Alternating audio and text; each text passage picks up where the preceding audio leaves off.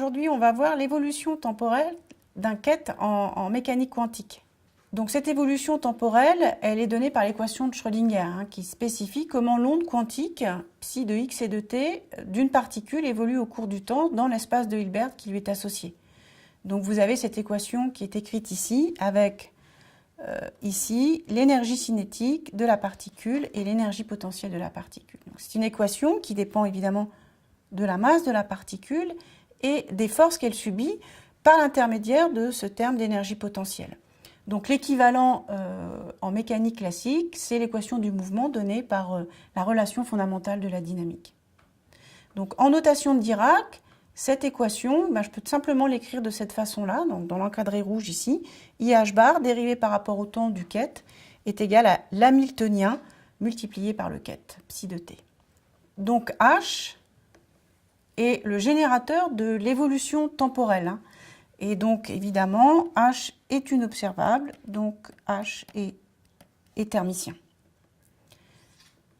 Donc, c'est une équation qui a une propriété très importante, c'est qu'elle est linéaire. Donc, si je connais l'évolution temporelle de psi1 de t et de psi t de t, si à t égale à 0, eh bien, mon quête psi qui représenterait une particule serait la somme à t égale à 0 de psi1 plus le quête psi2 à t égale à 0, et bien alors l'évolution temporelle de psi de t est évidemment donnée par l'évolution, la somme de l'évolution du quête psi1 de t plus psi2 de t. C'est ce qu'on appelle le principe de superposition qui est très important en mécanique quantique. C'est une équation qui conserve aussi la norme du quête. C'est-à-dire que si vous calculez la dérivée par rapport au temps du bras psi de t sur le quête psi de t, eh bien vous allez trouver que ça c'est égal à 0.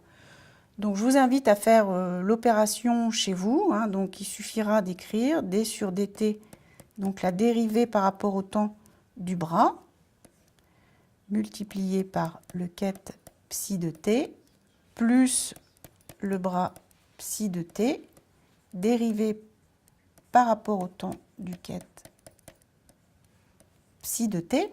Et il suffira de remplacer cette partie-là par ce qu'on en déduit de l'équation de Schrödinger. Et pour la dérivée par rapport au temps du bras psi, eh bien, il faut écrire ici que l'équation de Schrödinger, eh bien, si je la mets dans l'espace du H, s'écrira moins IH bar, dérivé par rapport au temps du quête psi de t est égal au bras psi de t, pardon, est égal au bras psi de t appliqué à H croix. Et comme ça, c'est égal à H, eh bien on va pouvoir facilement montrer que la dérivée par rapport au temps de la norme est égale à 0, donc que cette norme est conservée. Enfin, un autre point important, c'est que c'est une équation qui est valide tant qu'on n'effectue pas de mesure sur l'état quantique. C'est-à-dire, tant que je ne le perturbe pas, eh bien, le système évolue, l'évolution de le système est donnée par cette équation de Schrödinger. Dès que je vais faire une mesure, je vais perturber mon système, et donc dans une prochaine vidéo, je reviendrai sur ce point très important en mécanique quantique.